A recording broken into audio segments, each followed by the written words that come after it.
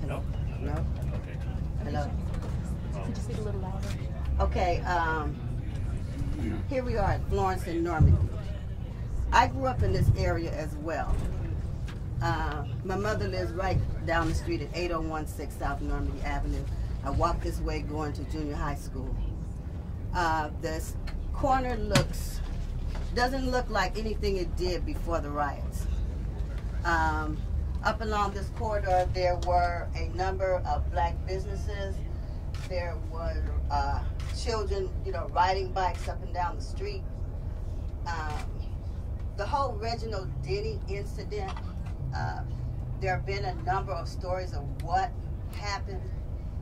And when you're from a community, you are able to get more of the real story because you're there firsthand. And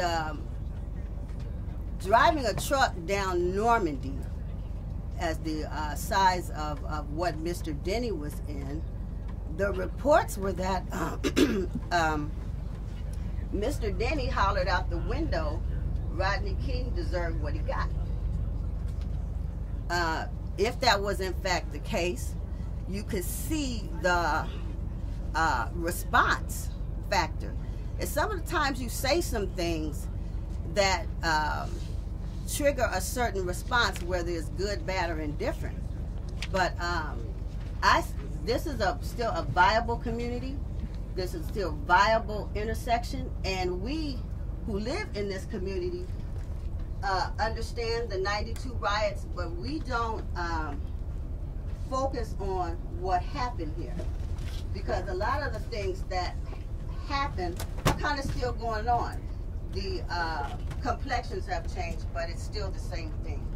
So I just kind of wanted to, give my opinion of somebody that lived here as opposed to reports people read.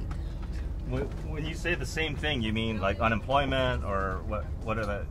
For me, I've heard you speak about the causes of what goes on.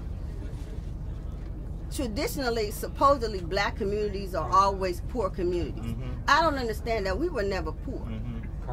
I always had a bedroom. Our lawns was always cut. We were educated.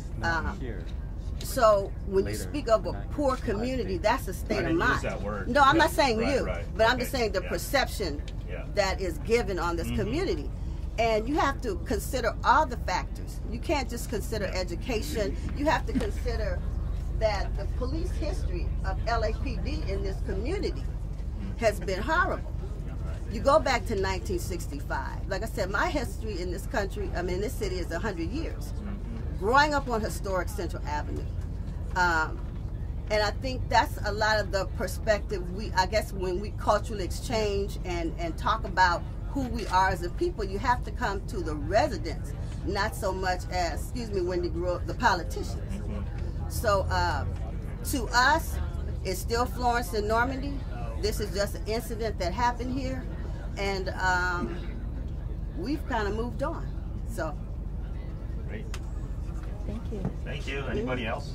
I want to say something.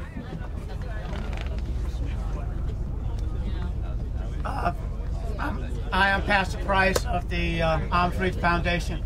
I also work with the 77th Street Police and the Southwest Police. And yes, back in those days, we did have problems with the police department. But the police department has really changed. They have a new image. We even have captains that get on their officers if they give someone a ticket just because they are black. And we also have worked with the African American Latino Conference to try to find out what the problems are. And if you notice that the police department has really been working with our future, and when I say our future, we're talking about our youth. So the police department is putting in a great effort to change our community. And they also realize that they have bad officers the same way we have good officers. I'm Joyce Perkins, and my oldest son bought a building a few years ago just a couple of doors down from here. He bought a 4-unit building. He lived in it. And there were some problems. There were drug addicts who would come on his property. There were prostitutes in the alley behind him. But he worked with the council office and with the police department, and DWP put lights in the alley to kind of chase away some of those problems. And there were some other cooperative efforts by the council office and LAPD. And so he did end up selling his building just before the economic crash. But he was instrumental in working with the city to address some of the problems there, and he did get some cooperation. So I wanted to let you know that. I actually want to add that that seems like an amazing, a wonderful model that actually all store owners here in the South LA and any parts of the city should be modeling after. I believe that for the Korean business owners, many of them end up in those situations because they have limited options. They have a language barrier, they don't know how the system works, so they don't know how to reach out to DWP, they don't know how to reach out to the city council member, they don't know how to reach out to other community stakeholders who may be willing to work with them. I know that there was a study done supposedly around South LA kind of looking at what are the needs and challenges that need to be met. And the same things you mentioned, the drug users, the prostitutes, gang members hanging around these stores. And the conclusion was, well, let's get rid of these store owners, corner stores or liquor stores. And I guess my question would be, if you ask the liquor store owners, if they like the drug users, gang members, and prostitutes hanging around their business, I bet they will also say no.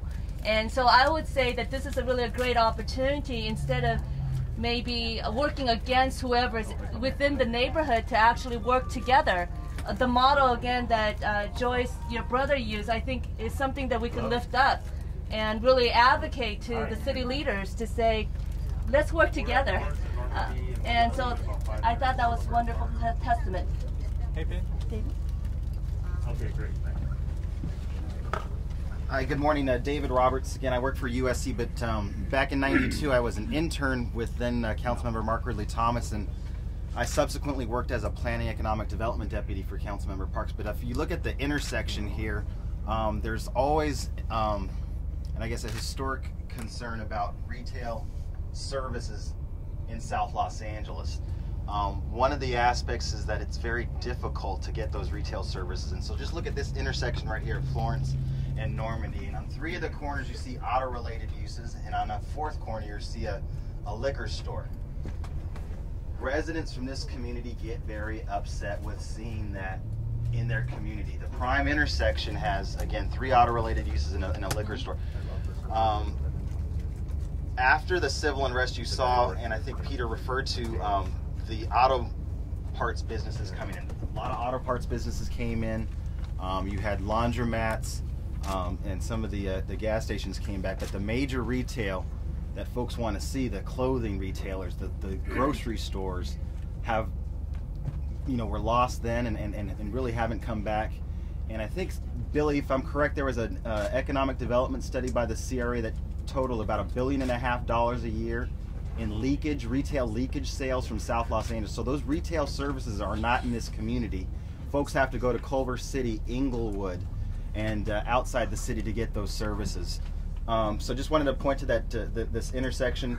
You could also see over there, just beyond the Chevron, Art's Chili Dogs. We do have some small mom and pop businesses in it, and I think that Art's Chili Dog has celebrated 60 years at that corner. It's actually a very tasty hot dog. We should stop by. And recommend it.